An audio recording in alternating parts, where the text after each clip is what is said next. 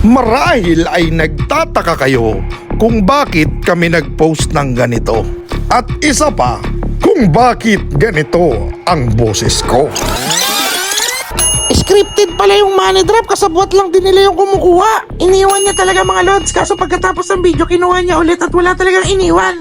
Looking for kakarat sa akin now, Residence 1. Ay, sorry, di pala kasama yun. September 25, 2024, nung nag-umpisa kaming mag-drop, hindi pa namin alam kung may patutunguhan ba itong pinaggagawa namin.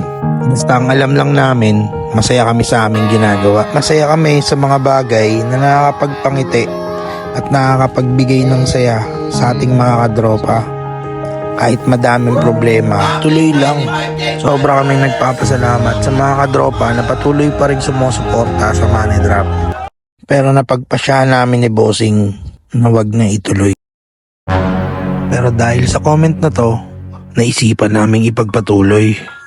Bigla na lang may tumulong luha sa aking mga mata nung nabasa ko ito. Kaya napagpasya namin ni Bossing na ipagpatuloy pa rin ang pagpapasaya ng mga tao. Tuloy-tuloy pa rin tayo mga kadropa. Kaya please follow, like, and share na lang po ng ating page Money Drop at Kadropa.